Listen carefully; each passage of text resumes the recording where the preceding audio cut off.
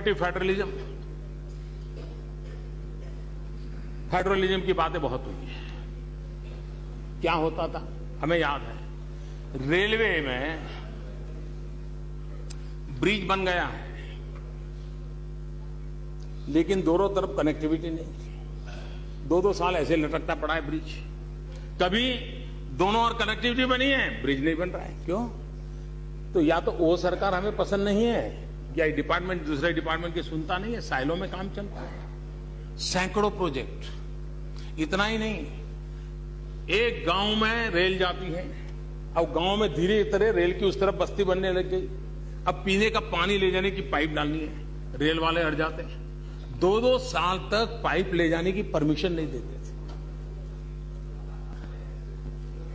मुझे बताइए भाई, उसका क्या गुनाह? सरकार किसी की भी हो भाई, लेकिन उस गांव वाले का क्या गुनाह कि जो रेल के नीचे पाइप ले जाकर के बेचारे को दूसरी ओर पानी देना नहीं देते थे।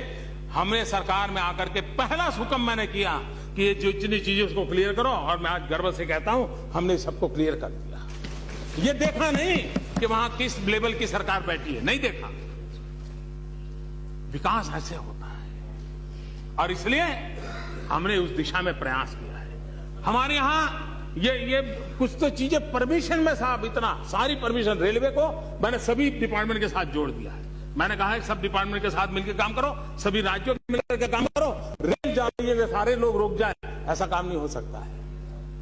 हमने विकास की उस परिभाषा को लेकर के चले जाए और इसलिए कोऑपरेटिव फेडरलिज्म की मैं बात करता हूं तो उन राज्यों की समस्याओं को हमने एड्रेस करना चाहिए। हम वो ये किया वो किया नहीं किया, उसके आधार पर देश नहीं चलता है जी। देश को आगे बढ़ाना है तो राज्यों को आगे बढ़ाना पड़ेगा। मैं जब राज्य का मुख्यमंत्री था तो मैं हमेशा कहा करता था कि भारत के विकास के लिए गुजरात का विकास, ये मंत्र मैं हमेशा मेरे जीवन में रखा था और मैं सबको बताता था। आज मैं कहता हूं कि देश को समृद्ध बनाने के लिए राज्यों को समृद्ध बनाना है, देश को सशक्त बनाने के लिए राज्यों को सशक्त बनाना होगा। हम कल्पना कर सकते हैं, हमने आते ही ये खनिज रॉयल्टी वगैरह 1.5 गुना कर दिया। वो पैसा किसको जाएगा? राज्यों को जाएगा। वो राज्य कौन है जहां सबसे ज्यादा खनिज है? ये जो मैं पूर्वी हिंदुस्तान के विकास की बात करता हूं ना, उसकी जड़ उसमें है, क्योंकि वो खनिज सबसे ज्यादा हमारे पूर्वी इलाके में है देश में, वह उनको लाभ होने वाला है। कोयला ऑक्शन हुआ, पैसा किसको जाएगा? ये सारा का सारा पैसा राज्य के खजाने में जाने वाला है। कुछ राज्यों ने कल्पना तक नहीं की होगी, उनके बजट से ज्यादा रुपया उनके सामने पड़ा होगा, यहां तक पहुंच पाएंगे। क्या ये फेडरल स्ट्रक्चर में राज्यों को मजबूत करने का तरीका है कि नहीं है?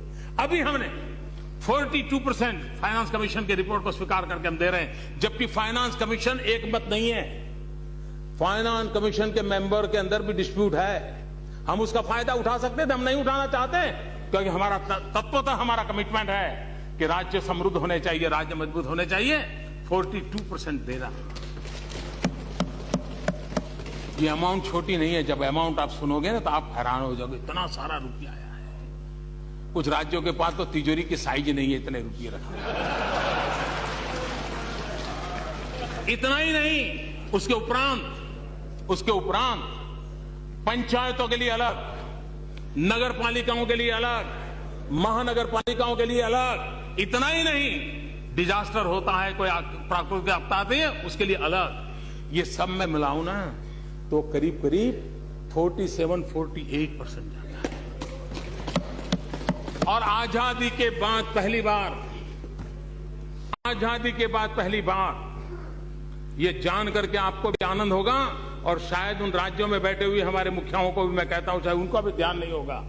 आजादी के बाद पहली बार हिंदुस्तान के राज्यों के पास जो खजाना है और भारत सरकार के पास खजाना है, उस पूरे खजाने का टोटल लगाया जाए और हिसाब लगाएंगे तो निकलेगा 62% खजाना राज्यों के पास है, 38% खजाना भारत सरकार के पास।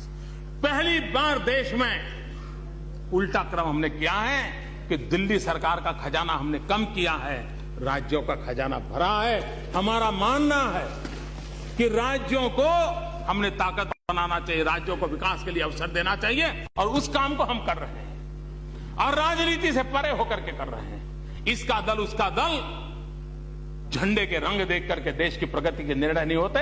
हमें तो अगर झंडे का रंग दिखता है तो सिर्फ तिरंगा दिखता है और कोई रंग दिखता नहीं।